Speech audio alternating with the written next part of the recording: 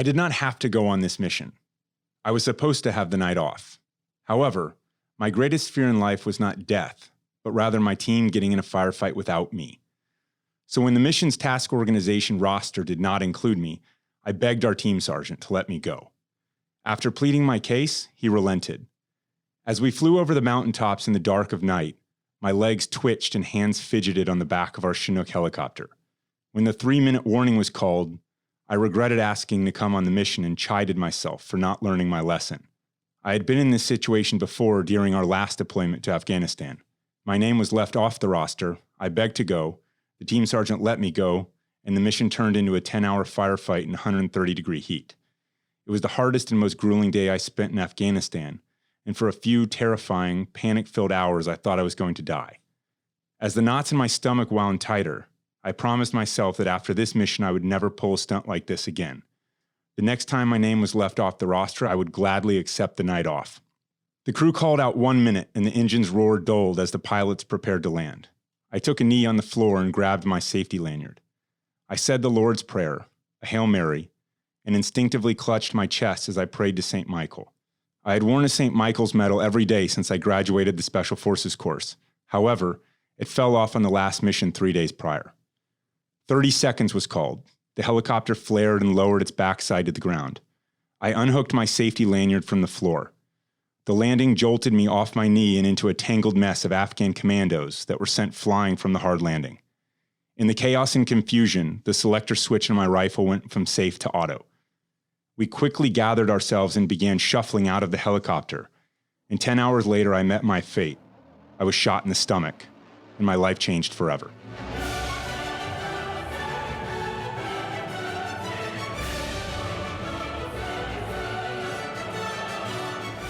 Welcome to Glorious Professionals, brought to you by Go Ruck Media. I'm Jason McCarthy, here with Rich. Our guest today is Kevin Flike, former Green Beret, now medically retired due to wounds sustained in September of 2011 on his second tour in Afghanistan. After a 10-hour firefight, he was shot in the stomach. He also suffered a fractured hip, damage to his femoral nerve, and was paralyzed on his left side. Since retiring from the Army, as part of his recovery, he's made his big brain even bigger and earned degrees from the Harvard Kennedy School of Government and the MIT Sloan School of Management, putting a halo around all of us Green Berets. We hope, anyway. He's a good friend of mine, and we serve on the board of directors of the Green Beret Foundation together.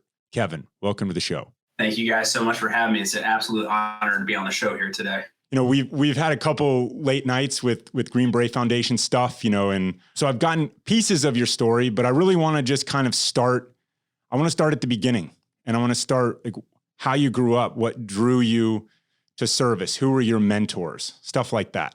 Yeah, I think especially now, I have a 7-year-old and a 4-year-old.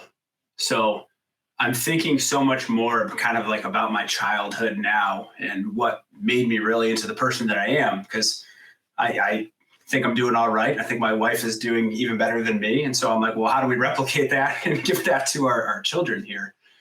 And so, I'm from a small town in upstate New York called Stillwater. I grew up right next to the Saratoga battlefield from the Revolutionary War. And so it's a very historical area that kind of was always there, ever present, right? This history, the country, the turning point of the revolution, right? That's kind of where I grew up. And that was what we always were learning about. And had great parents. Both parents were at home. And my father was an entrepreneur. And he graduated second to last in his high school class. He didn't finish college, but, he said, a lot of people out there, they got money and I don't, and I'm going to change that.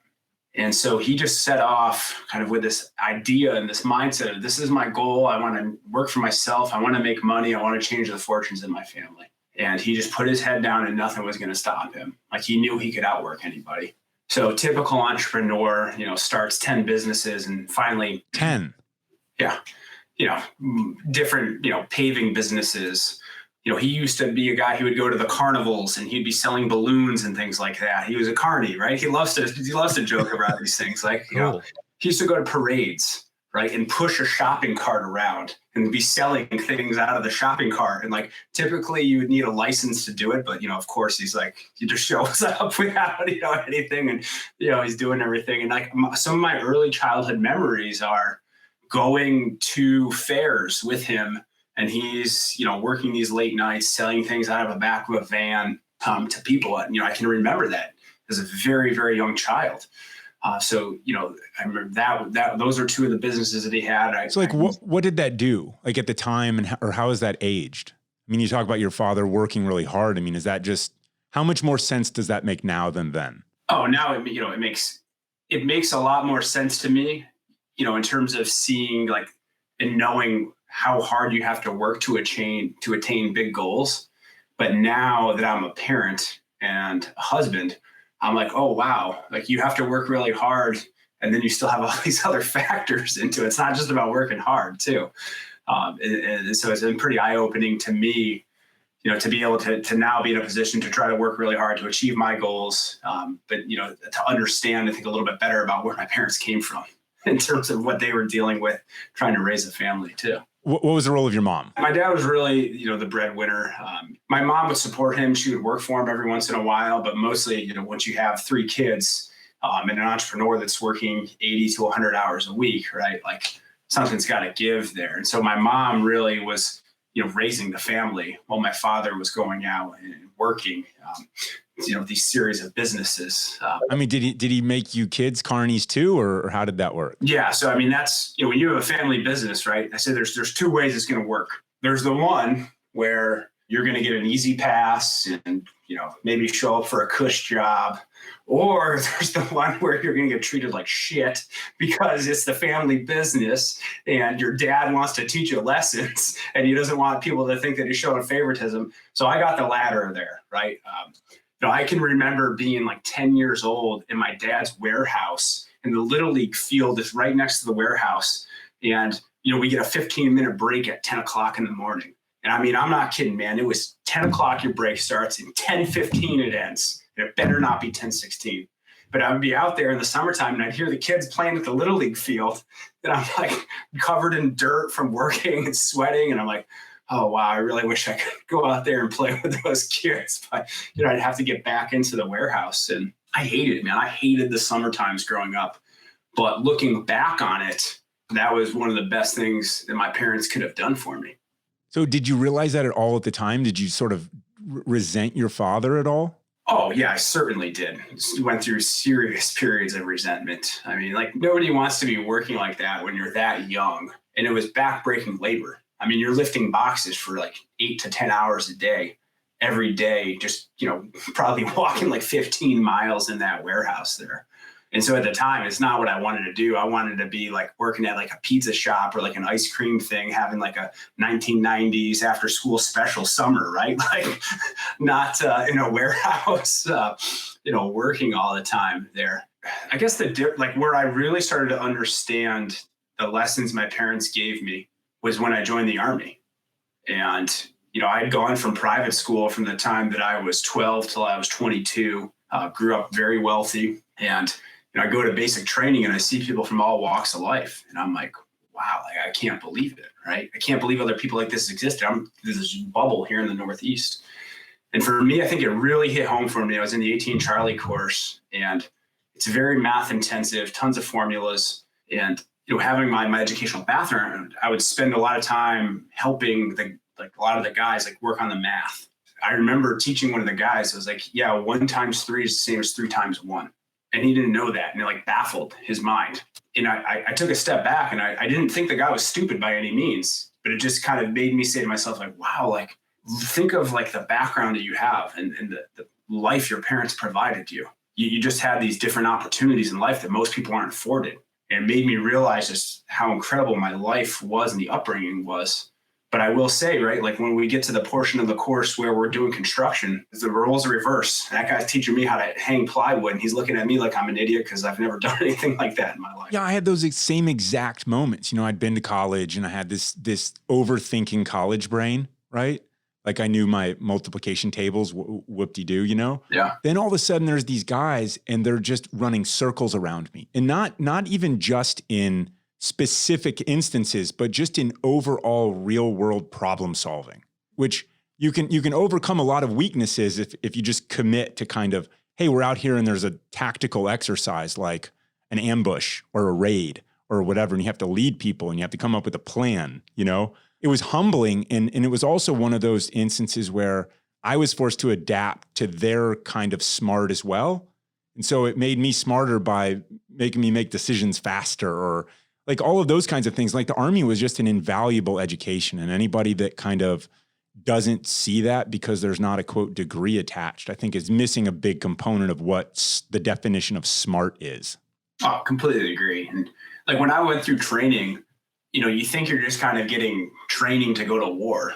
But what I didn't really understand, I've came to realize it later, is like SF training was preparing me for life and preparing me to think outside of the box, to lead, to overcome problems, to continue to set big goals. I mean, like just everything that we went through there, I find invaluable in kind of my recovery and just life in general now. Okay, so let's talk about how you and your big smart brain ended up enlisting in the United States Army. Yeah.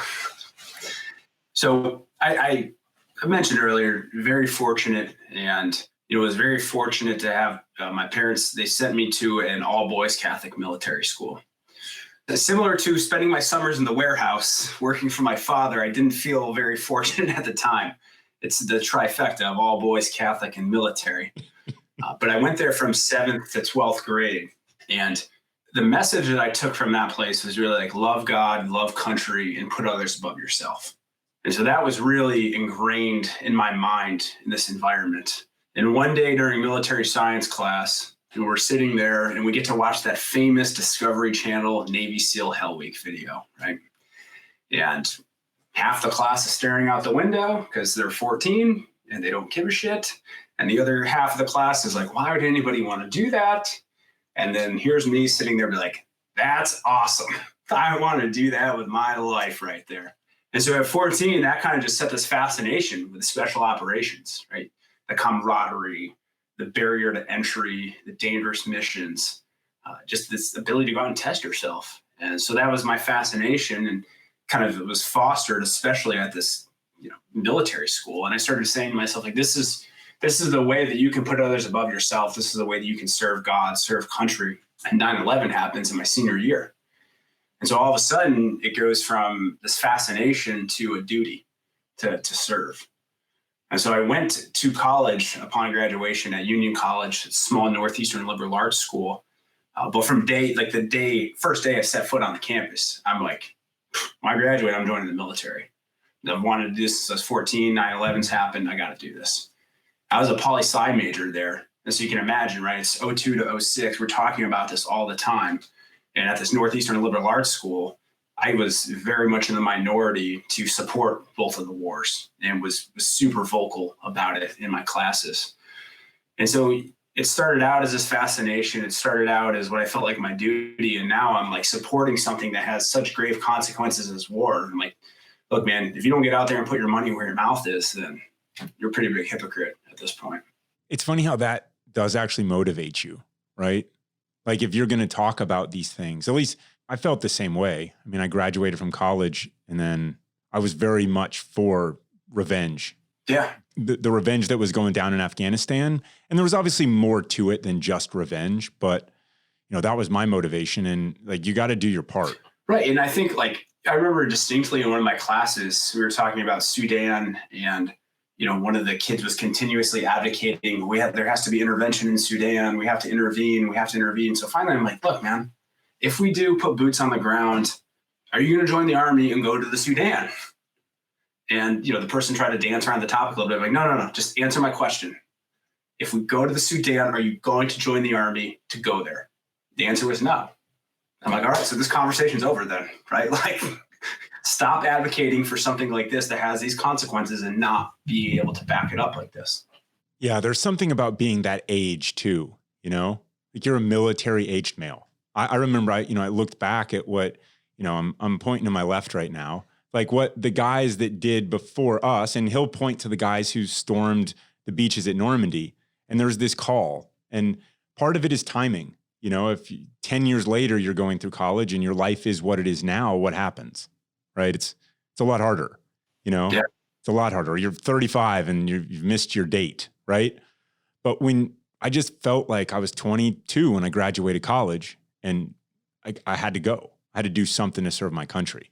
Yeah, I mean, I felt the same exact way. And I'm sure you're in a similar situation where you kind of announce to family and friends, like, all right, I'm going to join the military. Oh, by the way, I'm going to try out for the Green Berets. Like, yeah, I don't know, like 10 or 15% of people make it, but don't worry, I'll be one of those guys. You know me.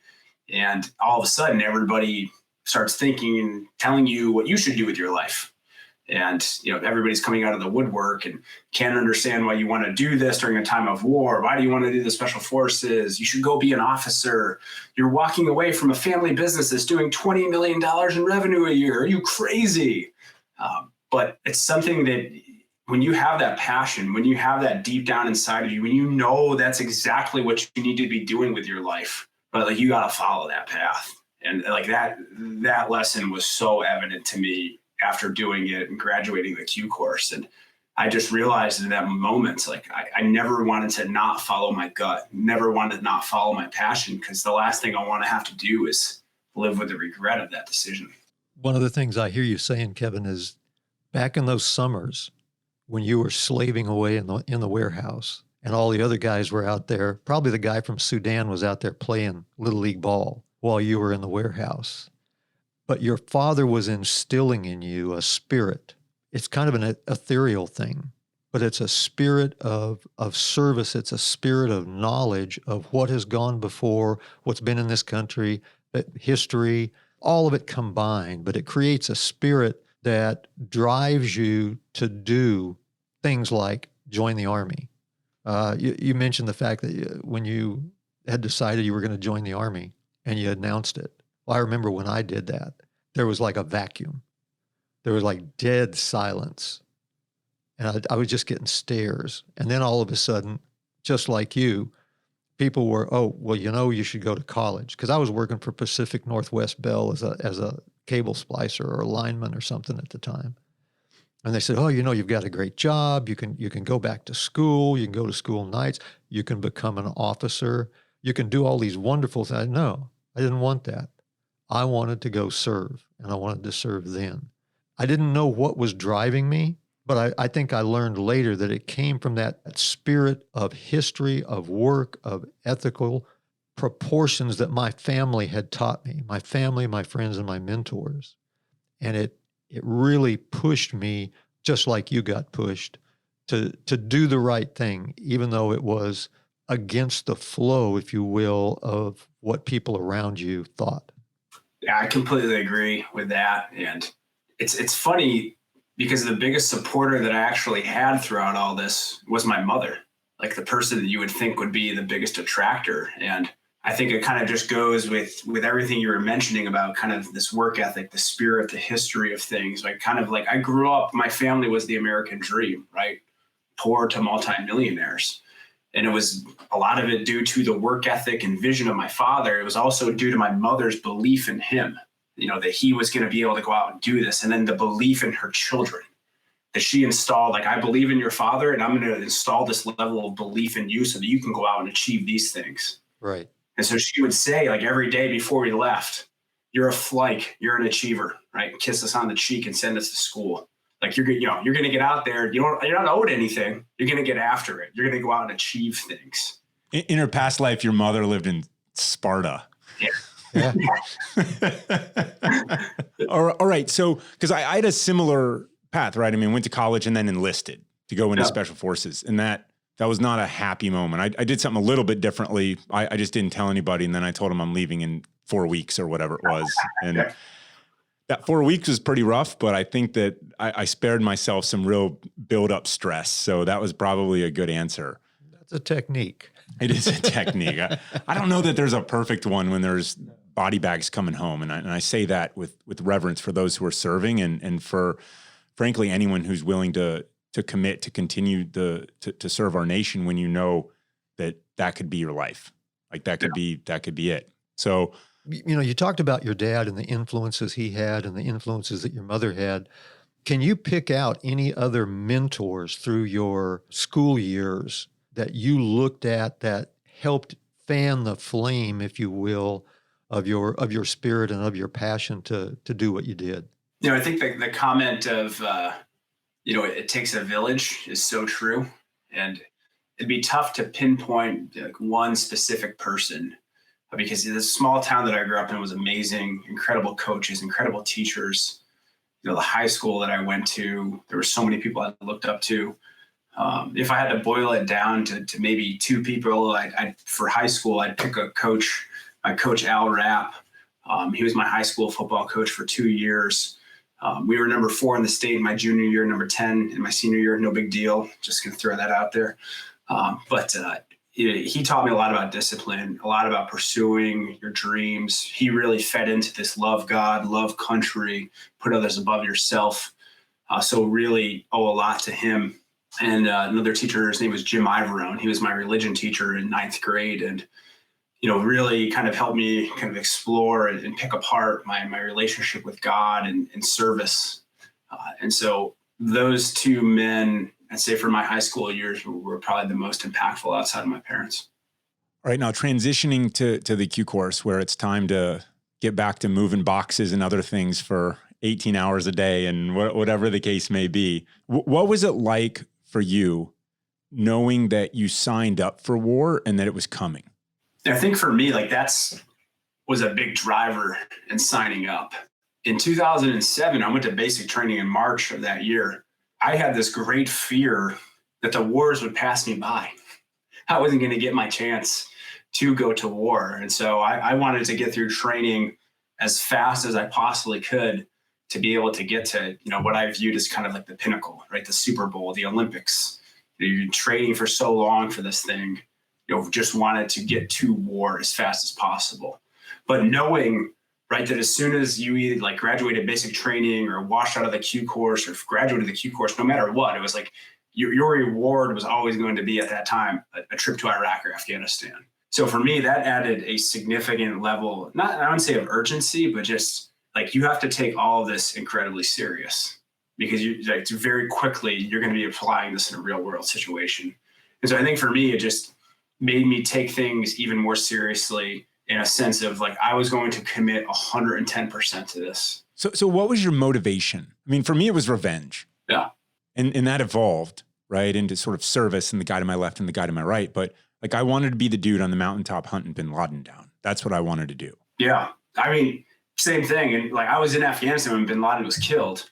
And I'll never forget, Cadre Ricky V walks into the ops in. His big, goofy, massive head bobbing. He's like size 9.5 head. Right. He's like, bin Laden's just been killed. And I'm like, shut up, Rick. Rick's been playing jokes on me for 3 years at this point. And he's like, no, check it out. And, we wait 5 minutes for the internet to load up. And I was like, holy shit, bin Laden really was killed. And so my first reaction was like, hey, can we go home now? And they're like, no, it's not working that way. But then, I remember being mad, because I was like, man, I wanted to be the one that sought some retribution on that guy. And you always kind of held out hope it would be you. But so I think retribution and revenge was a huge motivator for me to do this. Right. And I don't think it wasn't just that, but it was the fascination that I developed, kind of this mythical place that I put special operations on from the time that I was 14, that made me really want to be a part of this. And I just saw, I was raised in a family with the history, the military, World War II, Korea, all these guys. And I just was like, well, this is just your time to answer the call. This is your generation's war. Okay. So when was your first trip to Afghanistan? 2010. What did fear feel like to you? It felt real, for sure. And I think anybody says that they're not scared is absolutely full of shit. I was terrified on numerous occasions. And a lot of times I was just scared that I would make the wrong decision. And not so much for myself that I would get killed. I was more scared of making the wrong decision so someone else would get killed or someone else would get hurt. I was scared to let people down. And that was real fear for me. But there are some nights that I can remember, just after a firefight, for instance, and early on in our first deployment, we landed, and an hour later, under the cover of darkness, we got attacked by 60 people. It's something unreal that I never thought would possibly happen. And how many of you are there? There's probably 115, 120 of us. Luckily, had some really good aerial support. We had the high ground. And there, like Cadre Ricky V's to my right on the high ground there. There's a village right in the middle of it. And an hour into it, Ben Wise, who was killed at the end of the deployment, near ambush. He shoots a guy like 10 feet away. There's another guy that's they did a little L-shaped ambush, and that just kind of kicked the night off. And then this horde comes through this valley at us. The support by fire positions are going crazy. We have the Apache helicopters. There's people fighting it out on the western side of the valley. And after a couple hours, that kind of quelled. Right? The sun comes up. We finish clearing the valley. We call for a halt, and then we're going to start the movement again at night. And I will never forget the fear that I felt when that sun slipped away from my view, and I knew it was time to clear through that kill zone there. Every step that I took, I just was waiting for something crazy to happen, for somebody to, like the boogeyman, to just come out. Like I felt like I was a kid again. That, to me, that's what fear was. Like I felt like I was a kid again, and I was scared shitless of the dark, like a monster was going to come out and get me. An hour into that, 20 guys on bikes tried to come up to our rear and take us out from the village near us. Luckily, the combat controller saw like a little glint of a light and ordered an A-10 to take care of those guys. But like to be walking through that valley with that fear, the A-10 going in the background, and literally stumbling over dead bodies that had been festering in the sun, that to me was probably one of the scariest nights of my life. And I had never been so happy in my life to see the sun come up that next morning. And it was like, I felt kind of like the boogeyman went away. The monster went away. I can see a little bit now. It was almost like react to contact out of the gates, right? You don't have time to think as much. Yeah. Movement to contact, for those of you out there, that means that you're looking to go after people that will, identify themselves by shooting at you or identify themselves as bad guys. Usually means they have guns and all that kind of stuff, right? So, right. And it's just, you're there, you're just in the middle of it. You're just fighting for your life with your brothers to your left and right. And then you've got to process all of that, everything that happened. And like, what's the definition of courage? It's not being scared. It's saddling up anyway. And you gotta eat that shit in your stomach. I think that's a great point, Jason. It's like when the bullets were flying, I didn't necessarily feel the fear because it was more of like a muscle memory thing. It's like, what you have to do. You're command and control. You're so busy. There's so many things going on. I'm trying to maneuver commandos. It's when the bullets stop. Like for me, that's when the fear would really kind of seep into the situation. I'd start to think about, holy shit, like that just happened, right? And that to me is kind of when I'd start to process it. That's when the fear would come in. So what was the evolution then like for you over the course of that first deployment? Do you get comfortable with this? Or do you get more used to it? Do you learn how to control yourself more? Or what was that like? The first deployment, we did both of our deployments to Kunduz. So we did one in 2010 for 7 months. So basically January to August. We came home on a Friday, and by Monday they're like, hey, good job, guys. You're going back to Afghanistan in 7 months. And by the way, it's going to be the longest special operations deployment of the war. You're going for 11 months.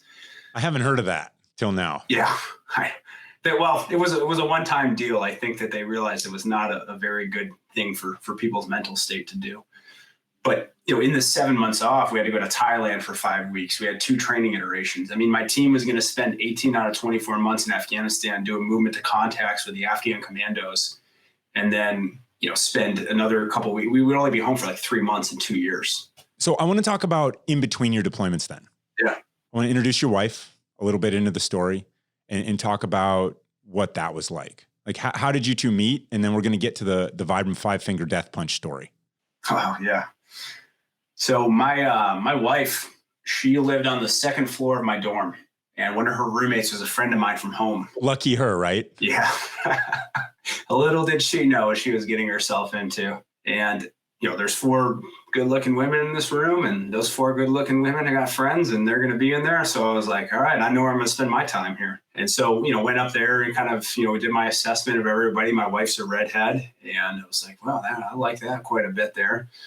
And she had her high school boyfriend, and, I could tell she was kind of lonely, missed home. And I found out she was from Cape Cod, Massachusetts. She grew up there year round. And I used to go to Cape Cod all the time when I was a kid. I'd vacation out there. And so I knew, I kind of used some art of persuasion. I knew that she was lonely. I knew that she missed home. I knew the Cape. So I would talk to her about Cape Cod and all these things on the Cape, and drive her into my arms, make her more sad. And, eventually she breaks up with her high school boyfriend. Her and I end up together, within a month of being in college. Her and I are boyfriend and girlfriend. And that was at 18. We've been together ever since. We got married at 23. She broke up with me for 3 days when I joined the Army. She did not want me to join the Army. Broke up with me for those 3 days. But what were those 3 days like? So Kimberlee and her roommates, they lived right next to my apartment. And like a bunch of the guys I lived were dating the girls in her place. And, we've also quickly gotten married. So it was like we were still together because she would still hang out with me every day. I'm still broken up with you. You can run, but you can't hide, right? Yeah, we're broken up here. All right. So let's talk about the 5-finger death punch story. Yeah. So we get home from Afghanistan in that first deployment. And honestly, man, like 2 weeks prior to us getting home, we opened up with a 10-hour firefight for my life, and was so convinced I was going to die in that firefight. By the grace of God, did not get hurt that day, still alive, obviously. So that's kind of like the mental state that I'm coming back to the States with, right? I have this incredibly life-altering experience, and then we're home, which is like the cognitive dissonance of that, of, literally fighting for your life and going from this brown, barren desert back to the evergreen state of Washington was crazy to me. And I get home and I see my wife, and we have to do 100% inventory instead of just going home. We can't have anybody guard the pallets. We have to break everything down on a Friday night. We haven't seen our families in 7 months. And so at 3 o'clock in the morning, we finally get to go home. And I'm so excited. I can't sleep. I'm talking to my wife. We have a 10-minute ride home, and I'm trying to pack 7 months into 10 minutes in the car ride home and telling her everything. I'm everywhere I'm going. She's like, what the hell is going on with this guy? And I'm like, holy shit, this is probably going to be harder than I thought. She goes to bed. I'm just so excited I'm home. I can't believe how fast the internet is. I'm looking at my house. Well, my God, my couch is so comfortable. I can't focus on one thing. Look at the cable. Look at all the channels and the options and the food and everything. And then all of a sudden I have this crazy feeling. I'm like, oh my God, you got to clean your gear. You got to clean your gear. Your gear's got to get clean. What if you have to deploy again in a week? And so I start frantically doing laundry, and, the sun comes up. Yeah. The pager might go off, right? Exactly. Right. It's this mindset. It's not how it works, people. On a deployment, for me, I made lists of things I wanted to do when I got home. That's what kind of kept me sane. And because you're gone for so long, and the propensity to have to go right back out the door again, special forces, I'm like, I got to start checking things off this list. I want to do it all. I want to do it all in this weekend before I go back to work on Monday. So I wake my wife up. I'm like, hey, we got to go to breakfast. And, I'm doing all these things that I'm trying to do, driving her crazy. I still haven't slept in 2 days. I'm just so excited to be back.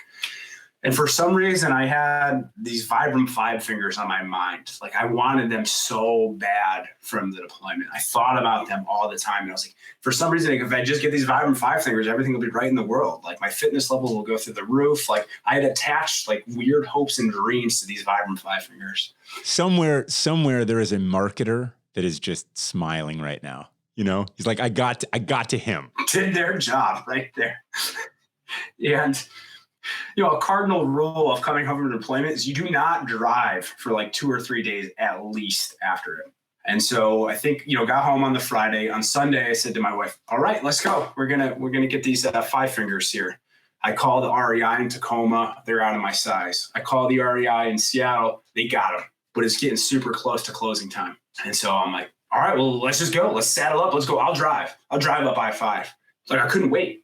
I couldn't wait to get those things the next day. And so, we get onto the road, we're on I-5, and my wife's like, hey, look, I think it's going to close. I don't think we're going to make it up there in time. I'm like, no, don't worry. We're going to make this. We're going to make it. You just tell me where to go and what to do. And I'm like weaving in and out of traffic. Like I'm driving a Humvee in the streets through Afghanistan, honking at people, going over the speed limit, like 20 or 30 miles. My wife is like, holy shit, like what is going on right now? We're going to get arrested. I'm like, fuck that. I don't care. I'll beat the shit out of the cops if they pull me over. And my wife's like, what are you doing? And I'm like, she's like, they're going to close. I'm like, no, they're not. I call REI. I get them on the phone. I'm weaving in and out of traffic on my phone.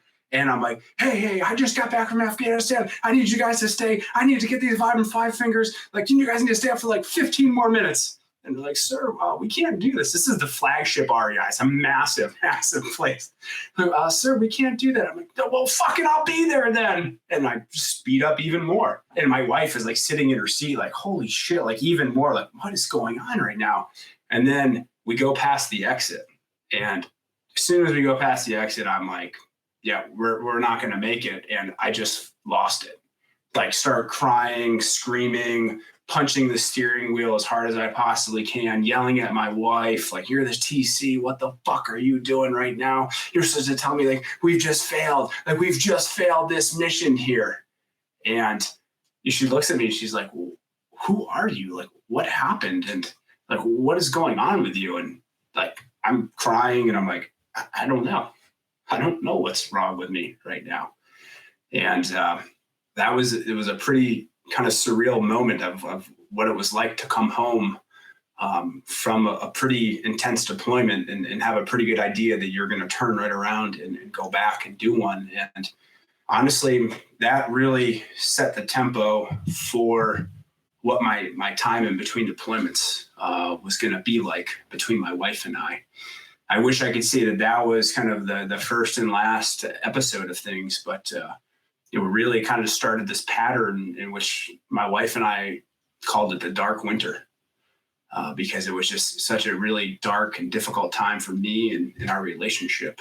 So like, how would you come down off of that? Like, how would you, I mean, I'm not going to say make up, but what was that like? Was it just keep kicking the can down the road a little bit? Like you decided to stop hitting the steering wheel and cause you just had like almost like a temper tantrum. Yeah, it was like a massive temper tantrum. I mean, we rode home in silence. I'll say that. Like there wasn't any talking from that point. I did get those 5 fingers the next day, and then I went out and ran 15 miles in them and could barely walk because my shin splints were so bad. So since you were the TL, did you finally decide to maybe leave a little bit earlier this time, or how did you plan your mission there, bro?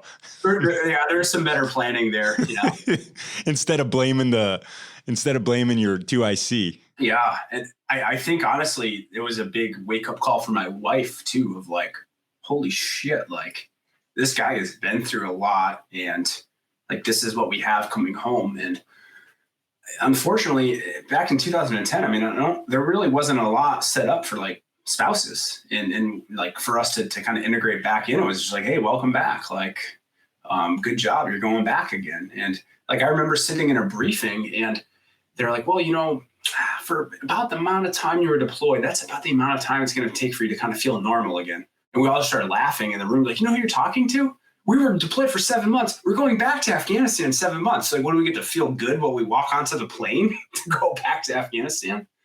Luckily my wife is a very forgiving person. And, we tried to continuously kind of work through that. But so this is kind of foreshadowing of what's going to come later. Because what you're getting at is it's just building. Yeah. And you're about to face something that's much harder. So let's talk about your second deployment. The second deployment, we were back in Kunduz again. We got lucky. We were able to work with the same Afghan commandos, the same unit of guys. So when we got there, we were really able to hit the ground running, right? We'd already built rapport. We kind of worked together. We knew each other very well. And it was this well-oiled machine, right? It was much different in 2011 than 2010. In 2010, the focus in Afghanistan was very much on the south, in Kandahar, Helmand. They did the invasion of Marja. So a lot of the resources and assets were pushed down there. And if you're up in the north, man, kind of good luck, right? Like you didn't, supply line kind of stopped.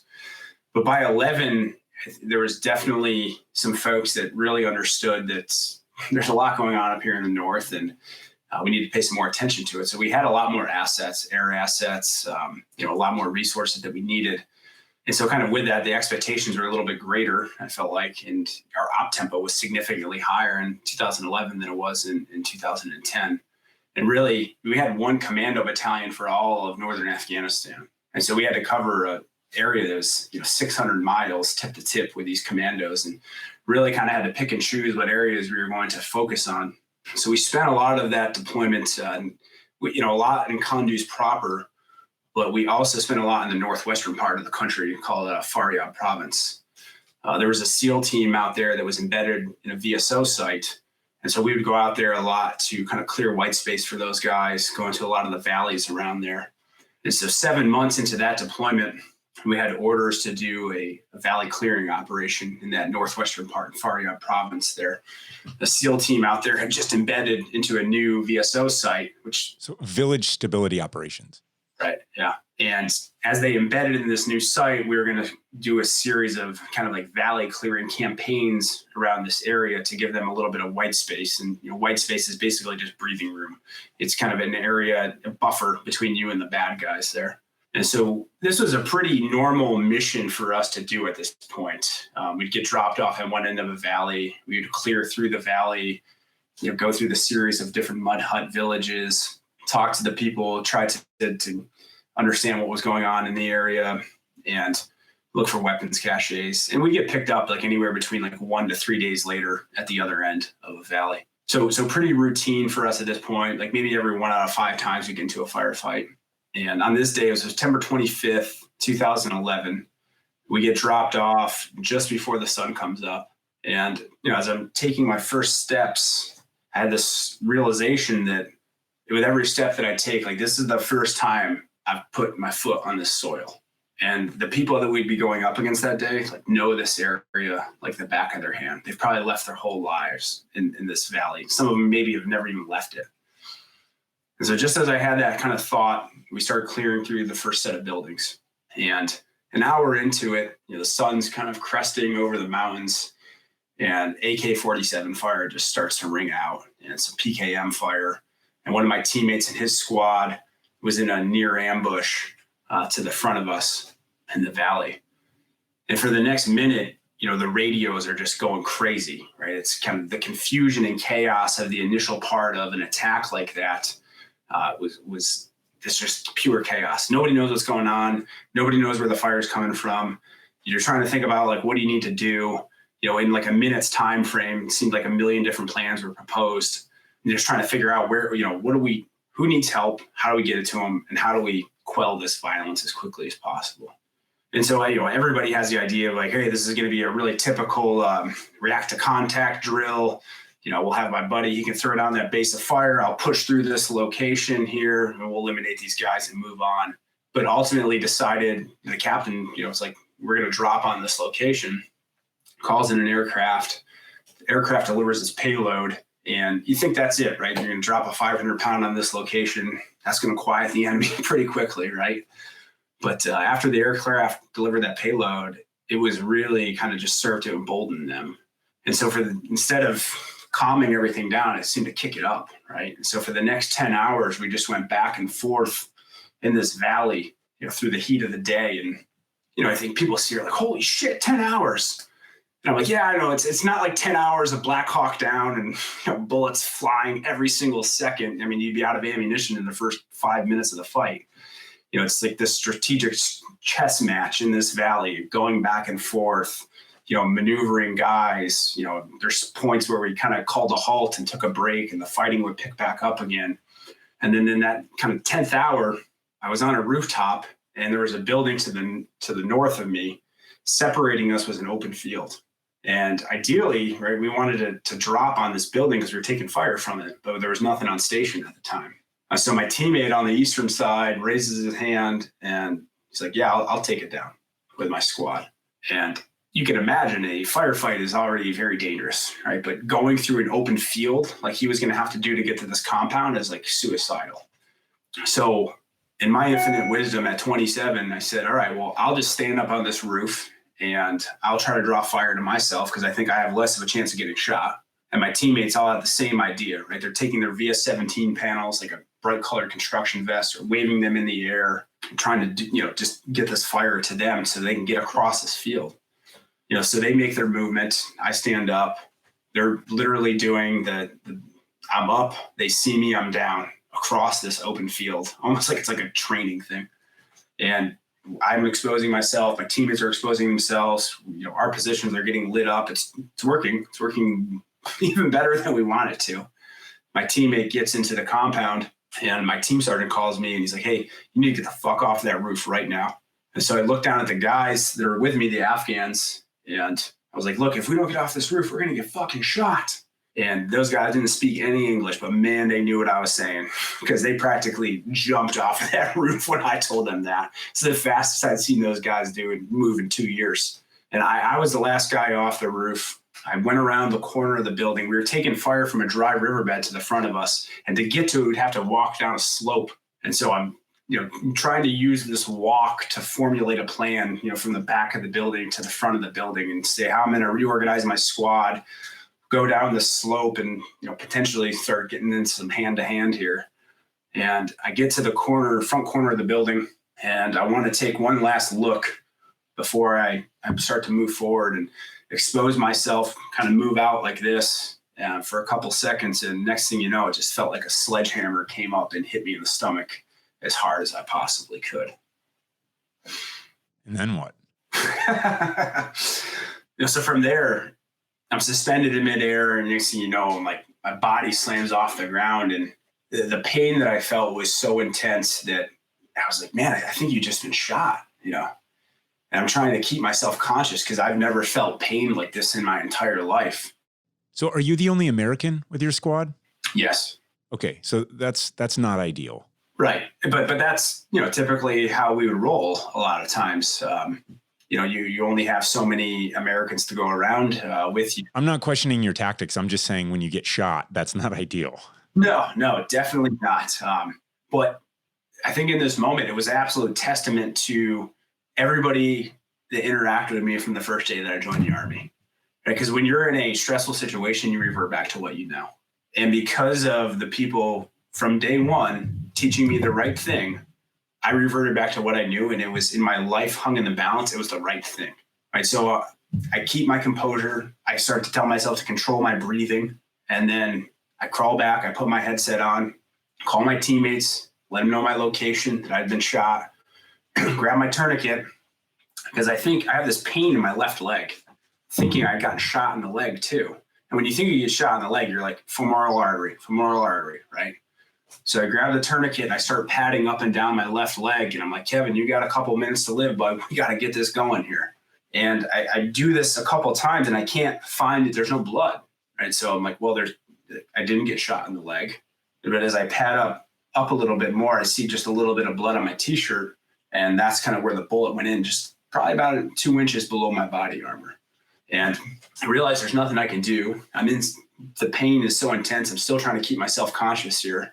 I'm out in the middle of the open.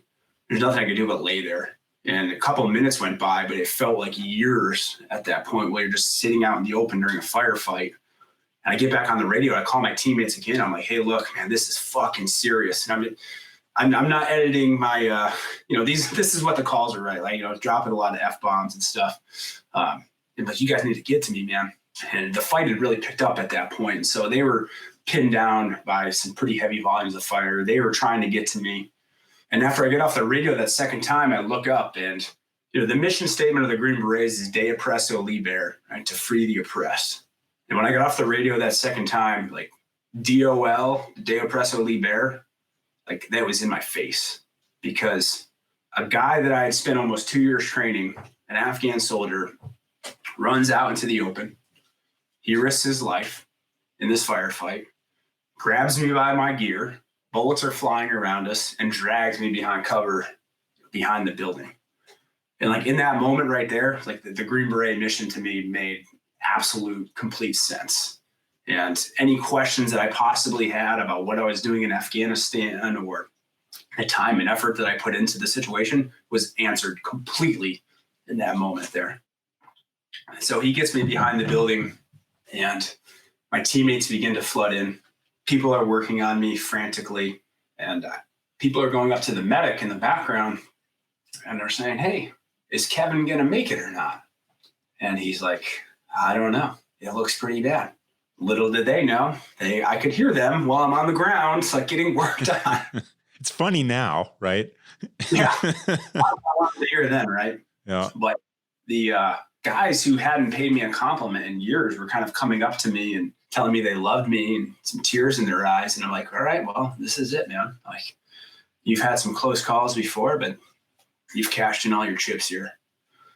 And so my teammates stabilized me, and they had to go through these open fields. They're getting shot at. They're returning fire. They finally get me onto the helicopter. So it was about 45 minutes from the time I was shot till I got on the helicopter. And then I had a 15-minute helicopter ride to the field hospital. Once I got there, people started cutting my uniform off. They're asking me all these questions. And the surgeon's like, "Well, do you have any questions?" And I said, "Well, yeah, am I going to live?" He's like, "I don't know. It looks pretty bad. Hang in there. Do you have any last requests?" So I'm like, "Well, I need you to save the bullet, and I'm going to die. So I need a Catholic priest to give me my last rites." And so actually, they saved that bullet for me. I have that. And but I'll never forget, with that mask just coming down on my face on that table. I'm asking God for forgiveness for my sins and saying goodbye to this world. And then my next recollection is it's 4 days later, and I asked someone if I had gone to heaven or hell. And they're like, "Neither. You're in Landstuhl Regional Medical Center in Germany."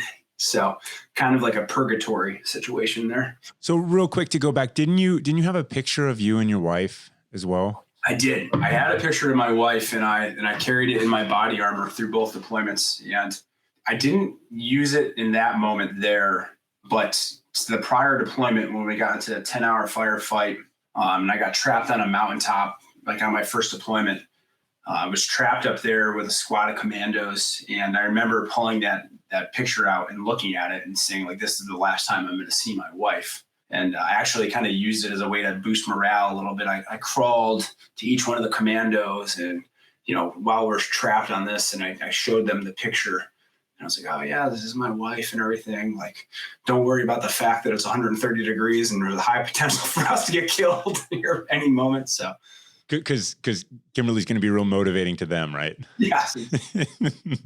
All right. So how did the team end up besides you on that mission? And what's kind of, you're obviously out of the fight. Yeah. And we'll get to the recovery and stuff, but I know there was other losses as well. Yeah. So the team still had 4 months on that deployment there. And my hopes were that this was the end of September. There's a fighting season in Afghanistan. It starts in the spring, it goes through the summer, and ends like midway through the fall, right? Like, people don't want to fight in the wintertime. And my hope was this was going to be it, for selfishly, right? Like, one, I didn't want any of my teammates to get hurt. And selfishly, my greatest fear was my team getting to a firefight and me not being there. So, like, I just didn't want them to have any action without me there because of the guilt that I would feel for it. So things really slowed down kind of for the team. They were still doing tons of missions. They were still kicking doors down, going in and out. But really wasn't a lot of firefights. And the team was about 2 weeks from coming home. And I was kind of sitting in the hospital, for one of my 1,000 visits at that point. And I got a call from my wife. And she said, "Hey, Ben Wise has been hurt." And I was like, "Well, what? Like, what happened to him?" I'm thinking like a training accident, 4-wheelers. We used to love 4-wheelers and like jumping them and doing crazy shit on those all the time. She's like, "I don't know. I don't know what happened. I just know that he got hurt." I got called, and then immediately my phone rings. It's the battalion, and they're like, "Hey, you got to get here as soon as you can."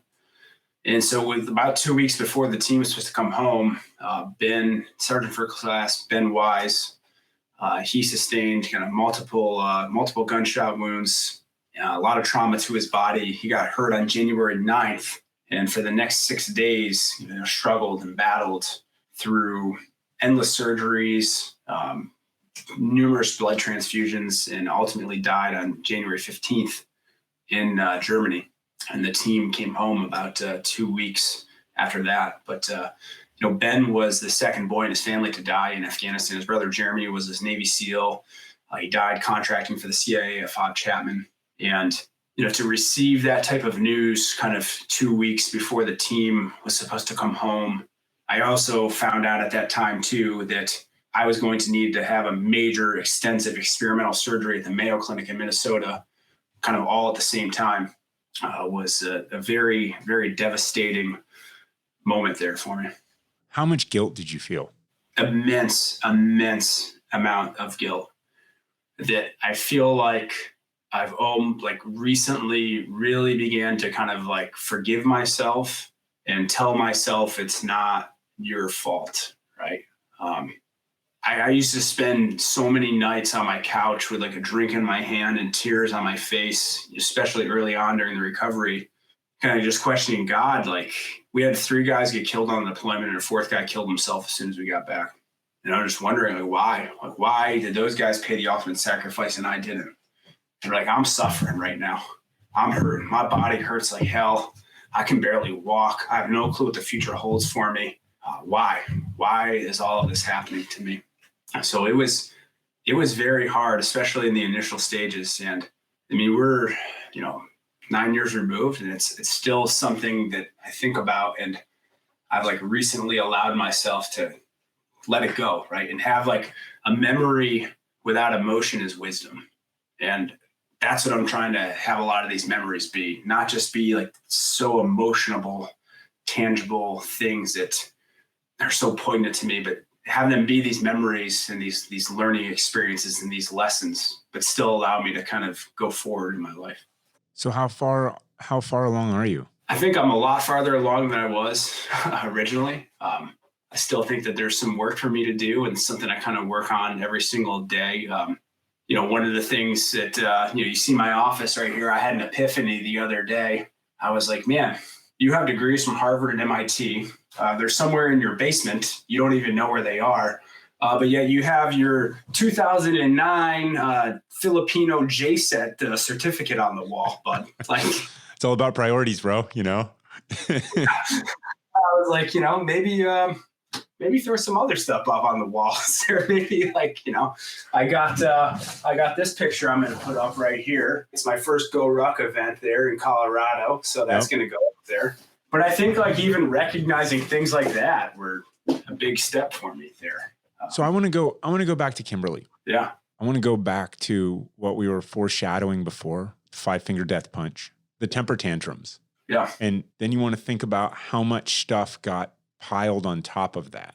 You lost teammates, one to suicide, you're shot, you're in a recovery that is going to take you a really long time, not like 6 months and you're patched up and it's good. Like, we'll get into some of those details, but life was not that good for you two.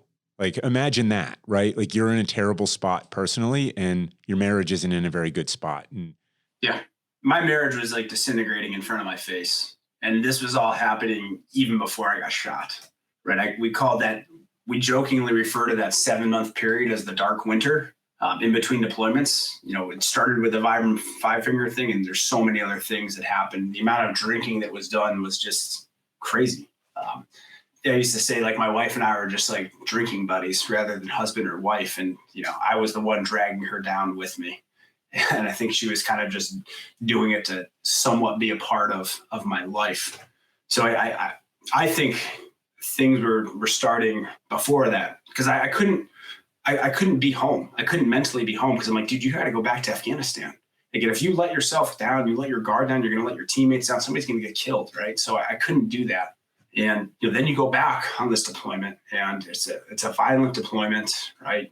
You're losing people, you're hurt, you're changed for the rest of your life. And it was this moment for her and I. We knew my time on the team was done, right? We knew that the Contigo boxes were not going to get dragged out again every couple of weeks and packed up and me, having to leave. Like, the honeymoon periods that we would have were going to be over. This was reality. We're going to be together at this point. So a lot of things that had festered really started to come out.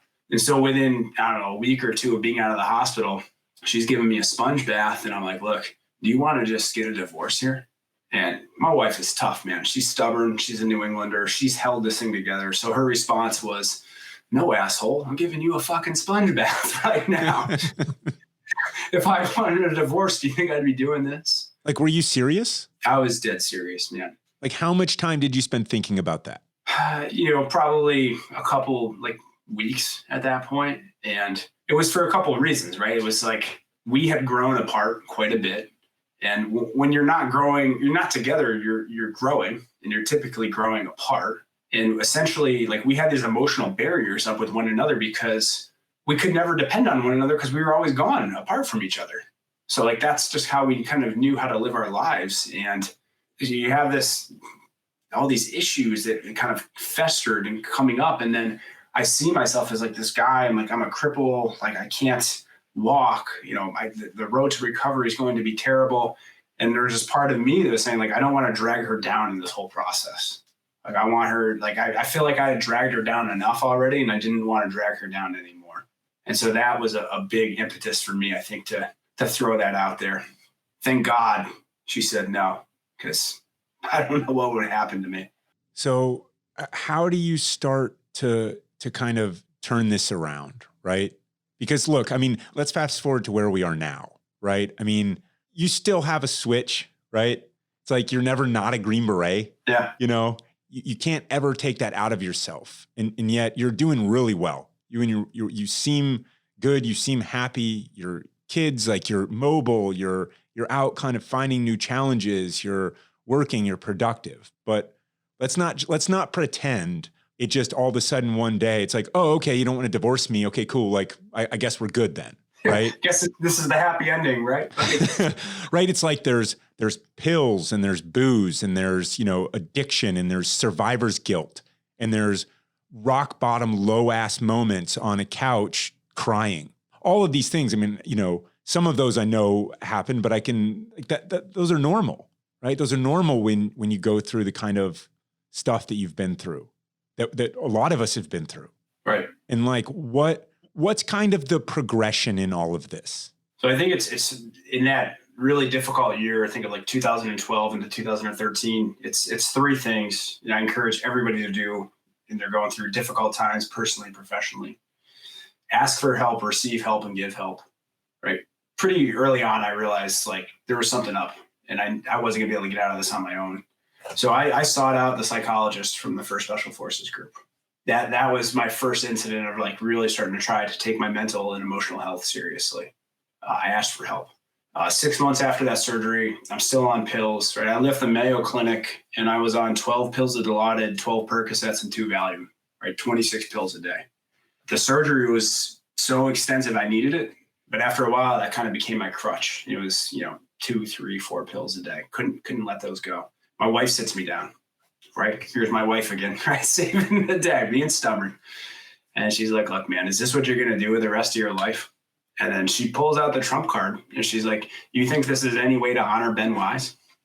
She's like, whoa, like that's like sticking a knife in, right? Like she knows how to motivate me there. I mean, that motivates me. Yeah. Right. Right. Because that's what all of us carry with us. We all carry it with, we owe more than we can ever possibly give back. Right. Like, I beat myself up like, oh, you can do more here. You can do more there. Like give more, and right. We all do about varying things. It's never going to be enough. And yet if you're fighting the good fight to honor them, then, like it feels a lot better than when you're obviously not. Yeah. Right. Like live a life worthy of their sacrifice. Exactly. Instead of like Netflixing your wife away, this is kind of what I was thinking. And, Kevin, I'm sitting here listening to you and you said something 20 minutes ago, but it was a key point. And it's a point that I think flows throughout this dialogue. And it's something that flows throughout the community. And it's the sense of being worthy as an individual. When you're on a team, you hit it dead on the money. When you get into a situation in combat, you're looking to your right and to your left. Your reactions, your fear is gone, not completely, but your fear is controlled. What you're worried about is being worthy to the guy to your left and the guy to your right. That's the way it always is. That's why you want to go back to the team, even though you're laying in a bed in a land stool or wherever, you want to get back to that team. That's about being worthy because you are not upholding your end. And it falls into levels because you've got that issue of worthiness with your team. You want to prove to the team and you want to be worthy of your team. You also have a level of worthiness to your wife and to your family. You want to be worthwhile to them and worthy and meet their expectations and support them the way you know you should. And that's what's so hard for all of us that have been through this process. It's that sense of worthiness, and you'll carry it with you the rest of your life. Sorry, that's just the way it is. But it's understanding that and then making allowances and making adaptations to show your worth as a team member, as a husband, and as a father. And that is so important. It's a journey. You've come a long ways, and the journey won't ever quit. But it's a great journey to take because it's one of the most worthwhile that you can possibly make. Yeah, I definitely agree with that. So like that's the receive help, right? It was the angriest I'd ever been with my wife, but she was right. And I was angry because she was right. So I stopped taking pain meds and started studying for grad school, right? To live that life that was worthy of their sacrifice. I was going to aim really high, right? I was going to apply to like Harvard's and MIT's. And I think the third one is give help. Like when you're in a dark spot and you're struggling, you say to yourself, well, how could I possibly help anybody else right now? That's actually the perfect time to help someone because it's going to give you the sense of purpose. It's going to give you this clarity. You might even say to yourself, well, I don't have it as bad as I thought that I did. I'm helping this person out. And I had the opportunity to work with other soldiers who were wounded in recovery. I mean, as bad as things were for me, it was still going great. And, to work with these guys, but it kept my moral compass straight because I'm like, I wanted to take pain meds, but these guys looked up to me. I'm like, I can't do that. Right. So that asking for help, that receiving help and that giving help really put everything back on track for me. I applied to Harvard Business School, Harvard Kennedy School, and MIT. I got rejected by both Harvards and waitlisted at MIT. And so I kind of, I did the Green Beret thing. I bought a plane ticket from Seattle to Boston. I flew across the country. I walk up to the admissions office unannounced and I say, well, thanks for the spot on the wait list. Now, what do we got to do to get in here? And once they took their finger off the panic button, they sat down with me. And 3 months later, I got in and I swallowed my pride and I reapplied to Harvard Kennedy School and got accepted that second time around. And I think a common thread for me in this whole story from the moment that I was shot is just lessons in humility, right? And forcing me to walk a mile in other people's shoes that I wouldn't have normally walked if I didn't have these experiences. And because of that, it humbled me. It taught me empathy. It showed me what other people struggle through and what they go through. And now I'm looking back on it and I'm like, well, this is the best thing that's ever happened to you because it's giving you this perspective on life, gives you the ability to inspire other people. It's provided the challenges that you need in your life to become the person that you are today. I've yet to hear that story about anyone ever walking up to an admissions office unannounced, right? Yeah. I'm here to talk about this. They're like, when prospective students will come in, they're like, Kevin, we loved that you did that. Please don't tell anybody about that story. Okay, we'll make sure to not edit that out. Yeah, I mean, it helps when you have a kind of a story to match. And it's still, you got to kind of pull it off. I had a 6-hour plane ride from Seattle to Boston to rehearse everything that I was going to say and the points I was going to make. So, really just kind of did the Green Beret thing, went out there, did that, started enlisting help from people and getting all these people that were my advocates for me and got in. And you kind of think like, all right, like, great. Like I'm going to get out of the Army. I'm in an MIT. I have the world kind of by the balls and everything's going to be fine. But turns out, right, there's still more mountains out there to climb with your transition. I mean, I had about a week in between getting out of the military, moving across the country. We had our first kid the week before midterms in our first term of business school. And I just was in class. I didn't really know what to talk to my classmates about. Like, how do I relate to them in a manner that they understand what I'm talking about? And the speed of the class was kind of like the first time you go in the shoot house. Like the shoot house is just so like, oh my God, this is so fast. How am I ever going to be able to do this? Like I felt that way in the classroom, like business terms coming. And I'm like, well, what are you talking about? I don't know what's going on. I need to go on Investopedia and spend 3 hours looking up definitions. And it was just the hardest I had ever worked to get below average results. Like I never wanted to quit anything more in my life than that first term of business school. And then even that winter, I go to interview for my internships for the summer, and I get rejected by 16 out of 17 companies. And the only reason why I got that one job was with Amazon. And it's because I got interviewed by a former force recon colonel that kind of saw my resume, knew what I was capable of doing, but said, son, you got to work on your interviewing. It's terrible, right? And that was a big wake-up call for me there of understanding I needed to do a lot of self-reflection, right? If 16 out of 17 companies say no to you, it's not them that needs to change, it's you, right? I had to go back and take those lessons. I needed to ask for help, right? I needed help in the classroom with my interviewing, right? I needed to receive help. People wanted to help me, and I needed to, continue to help other people out. But I think the first thing I had to learn was I didn't own misery and suffering. I wasn't the only person in this world that experienced hardship. And I had to stop comparing my experiences to other people's experiences. I look at my classmates and be like, why the fuck are you having a problem today? You know what I've been through? I had this entitlement, right? I was owed things because of what I went through. And I had to learn that I didn't own this misery. I didn't own this suffering. Other people suffered too. And I had to change my mindset. I had to be happy that I had the experiences that I had because it gave me great perspective. Rich talks a lot about this, the need to reinvent yourself, which he's done several times throughout his career. And when you get into veteran transition stuff, I see this over and over again. There is this, Green Berets are pretty good entrepreneurs by and large, right? If you believe in the mission, right, of whatever the mission might be, hey, lots of problem solving. Hey, got to think on your feet. It's just all the time. It never stops. But it's a different battlefield. And you have to figure out how to do that. The problem comes is when you're getting the sort of the barrage on pick your social media dopamine hit, right? About you just need to fix your resume and you just need to, make sure your LinkedIn is tight, stuff like that. And then that's the silver bullet of the day, right? Get out there and make your first million, you lazy asshole. Yeah, go on the cocktail circuit and whatever. I remember I was in the same boat with you in business school where I didn't really want to socialize all that much because I didn't really want the questions about basically anything. And so it was one of those things well, how do I do this? And it took time. You've got to make a little bit of effort, but it takes time. You have to just kind of ease into it. And it's not easy though. No, like you said, it's an effort. And I think that was a realization that I came to.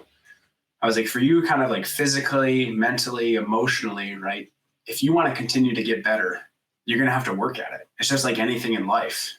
If you want great results, then you have to work at it. I needed to get back to interviewing and talking to people and learning how to tell my story in a manner in which other people understood it, accepting that criticism.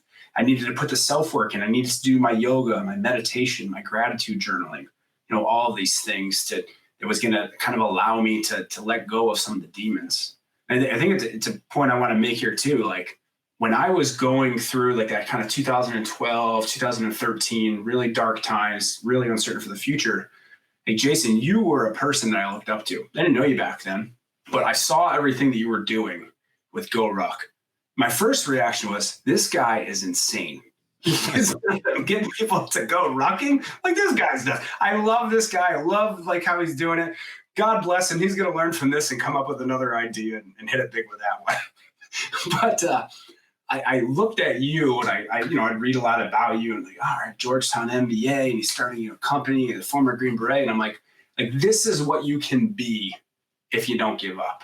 And to have that type of a role model, following you and your success, especially in those dark periods of time, that's what I needed. I needed to see another Green Beret that was out there doing these things and shaking it up. And, that provided a lot of hope for me.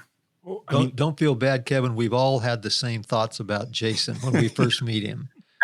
Who the hell is this guy and where did he get this damned idea? Lucky. Is this guy insane? Oh, I love you guys. Thank you. First off, thank you. I guess behind the scenes though, at that time, I was very much not in the world's greatest place, right?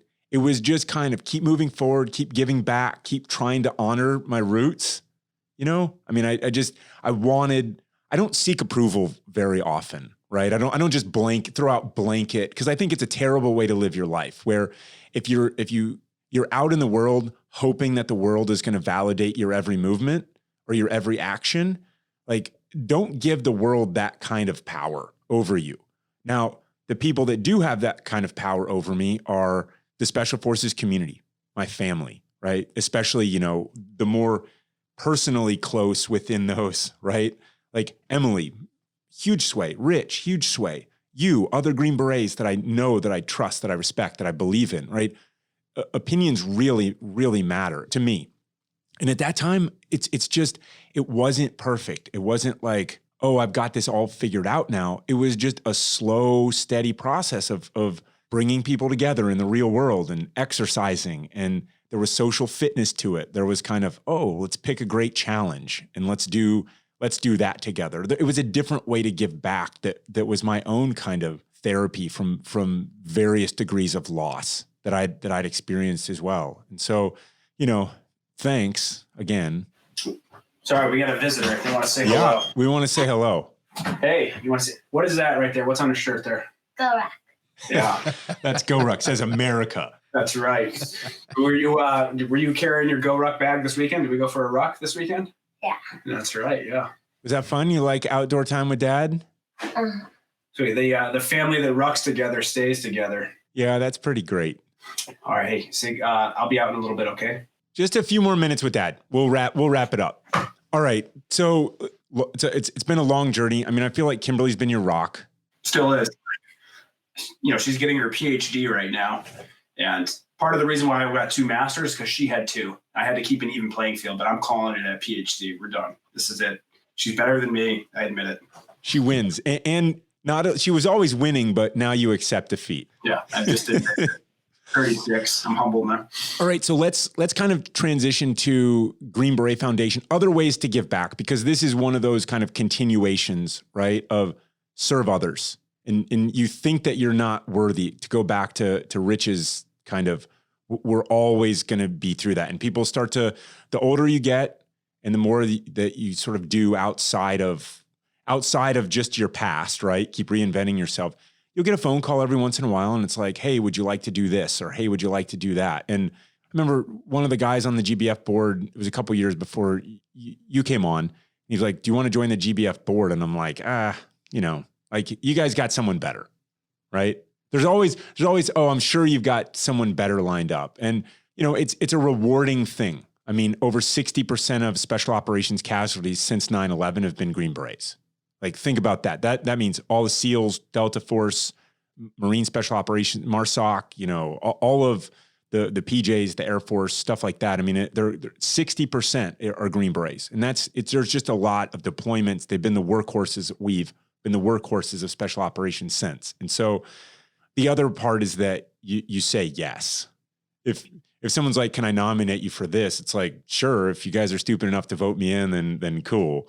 But it's always kind of a similar journey. And, you were well known within the Green Beret Foundation because you had gone through the whole deal. So what does that mean? And just other ways that you inspire other people with fitness challenges or running the marathon or TB12 and stuff, all that you're kind of, the life that you're leading now as inspirational. But back to the GBF, like what part is service in your life now? That's the big question that I'm getting at. One of the things that I had to come to grips with also was that I thought the only way to serve was through the military. And, I'm like, well, this is taken from you now. How do you serve? And when I went to the Harvard Kennedy School of Government, I was introduced to a lot of classmates there. And I think the biggest takeaway that I got was, being introduced to these classmates and seeing what they had been doing prior to grad school. And I really started to understand there that there's so many ways to serve your country, to serve the world, to serve the greater good outside of the military. Just because somebody wasn't in the military doesn't mean that they were not serving. And so that kind of opened up my eyes to say, like, you can still serve. You're never going to be in the military again, but service is something that's just a part of you, and it's something you can do the rest of your life. And so I've for me, kind of at that point, wanted to make sure that service was always going to be a big part of my life. I wanted to give back because so many people gave back to me.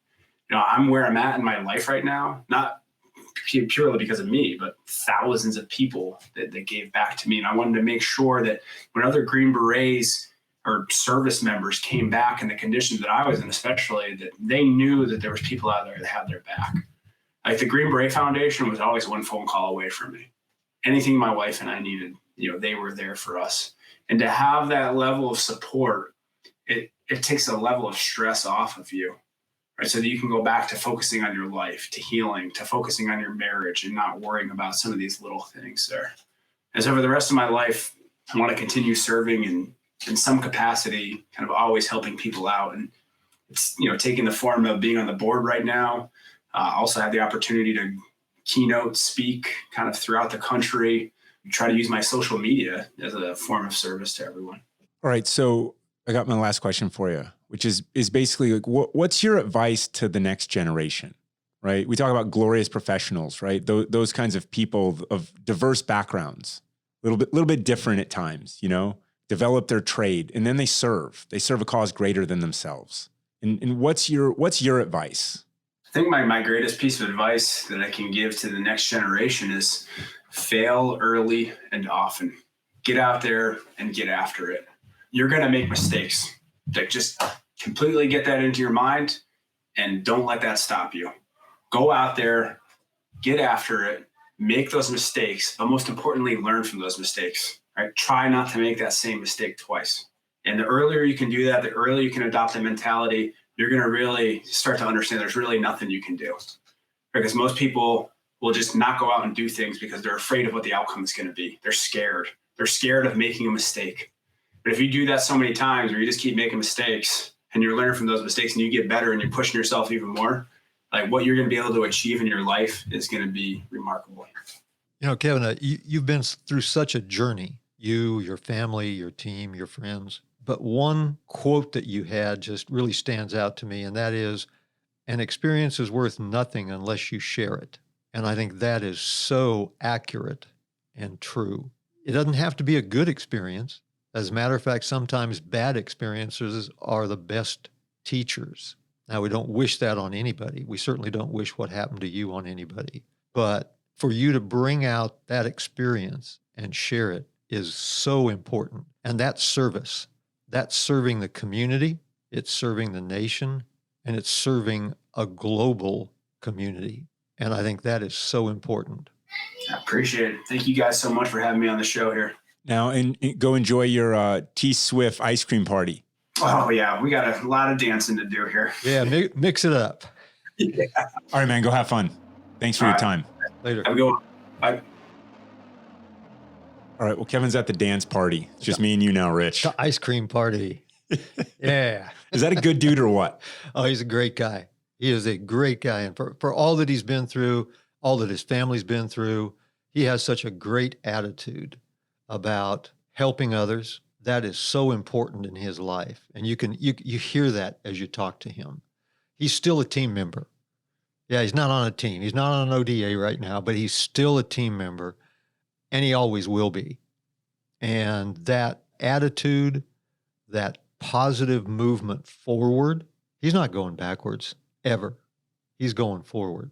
Well, I mean, I think the point is that he got to the point where he could keep going forward because he wanted to help others. It starts with a single, hey, let me go visit these guys that are even worse than I am, And you start to realize, well, look, I am worthy.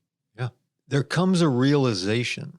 You don't join the Army or the military for pure service. There's a lot of reasons you join. Revenge, retribution, in his words, challenge. Doing cool stuff. Yeah. But at some point in time, it dawns on you that you're really in a life of service. That's what it's all about. You're not serving yourself anymore. You're serving others. You're serving your team, your unit, your organization. You're serving your community, your country, and you're serving the world in many instances. And then you can turn that around and provide service to others that have been in those dark places that you've been. And that's just even so much better. It sounds almost counterintuitive though, right? But if you figure out when you're not doing that well, you find some way to serve something else, right? It goes back to, are you worthy or are you not? And you have this perception that's not reality. You quit worrying about yourself and you worry about somebody else. That helps you as an individual. It helps your mindset because it puts you to the rear and moves them to the front. And that's why service becomes so important. And you understand that I'm here not for me. I'm here for him, for her, for them, whoever it might be. For a dog. For me, like for Java, Yeah, you know? And yeah. and one thing leads to another. And then it sort of turned, my business school experience, which Kevin and I have a lot of parallels, which we've spent many a late night discussing. Yeah. And, I was in business school and didn't really, my life is in crash and burn. I didn't tell anybody I was still basically married, although we're going through divorce, all this, just weird. It was just, so then I'm hiding lots of stuff. I'm having to lead this kind of second life that's, it was just a mess. And, it started out kind of with the dog, Java. And then I actually came up with this event called War Stories and Free Beer. It was the first event that we kind of ever did. And it was basically in, there was just war stories and free beer. It's pretty self-explanatory, but it was in one of the big rooms at business school. And it was like, I was getting all these questions about, I was in special forces. Oh, were you in the Marines? I'm like, no, I love the Marines, but I was not in the Marines. Right. And I'm like, man, you guys are really smart. And we're in the nation's capital. The Pentagon is right over there.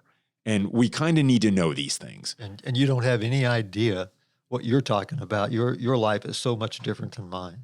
And I was like, Kevin, I didn't, all these business school terms and stuff, it just gave me a big giant headache, I've been there. I mean, when I was getting my MBA, I was, number one, I was older than everybody else by a considerable amount. I was learning the terms because I had not been using those terms in the military. I was fending off the questions about the military because I didn't want to talk about it at that time because I was reinventing myself. So I don't want to talk about me. I want to talk about something new, something that I've never done before.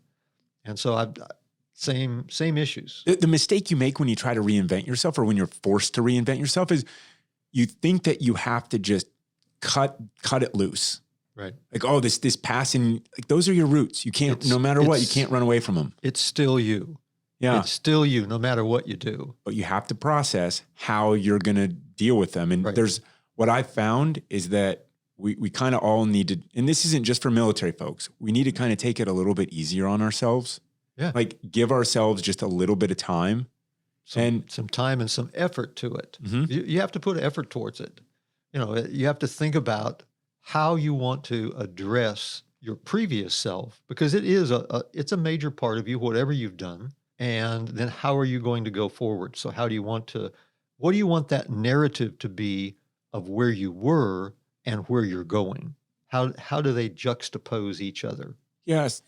And so back to kind of Kevin's narrative, I find him just an excellent ambassador for the Green Berets, for America, for service, for recovery, for veterans, for sort of turning your life around. For transitions, that's what I'm getting at. Yeah. Right. And I mean, you got it from like, he didn't have to serve. And I mean, I completely get why he did what he did, right? Joined up the Army in a time of war. And, he's not unique. He's not unique. America inspires so many great people to serve the values that we hold dear. Sure. And it's people like Kevin. And if you're listening to this, Kevin, you're not unique and you know it, right? Like that's what's so great though, is because you get all these other people who share that as well. They're like, of course I'm going to raise my right hand and serve our country. And they've always been there, from the Spanish-American War to World War I, to World War II, to Korea, to Vietnam, Iraq, and Afghanistan. All the way through our history, there have been those that have stood up and raised their hand. And Kevin, God bless him, is in that long line of service.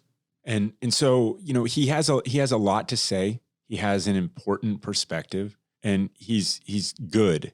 And I really think he finds his voice even more as I've gotten to know him over the past few years. He just keeps finding it more and more and more. And like, just watch out. Right now, he's sometimes there's the T-Swift ice cream dance parties that are, He's got to learn how to juggle some stuff from time to time. Like, don't we all, and I think he's doing a great job of it. Like he's in a good place. Yes, he is. And that's one of those things where I'm really passionate on this show about showing people's lives and the arcs of their lives, because I have yet to meet the person who's truly in a good place that didn't pay something to get there. And I'm not talking about a damn dime here. I'm talking about it cost them hard times. Sure. It cost them asking others for help. It cost them their ego, their pride. It cost them all sorts of stuff to get to where they are. And we didn't spend a lot of time on this, or really any time, but he talked about humility. And that's what you find. And that makes you a lot happier than thinking that you're so great all day, because you will let yourself down. When you start thinking you're so great, just wait. Well, four of his key pillars are humility, resilience, a positive attitude towards life, perseverance, continuing to push forward and finding a sense of purpose, and faith. And I think he brings those together in a mix that makes him and those around him and those that he helps stronger each day. Yeah, so it's an honor. I'm on the board with him. We're kind of on a team like that. He's the guy you want on your team, and he's a good friend. So check him out on social. Also, a cause near and dear to our hearts is also the Green Beret Foundation. Check that out. And as always, we thank you for tuning in and for your listenership. And if you've enjoyed this, please tell a friend about it. Thanks, and we'll talk to you next time.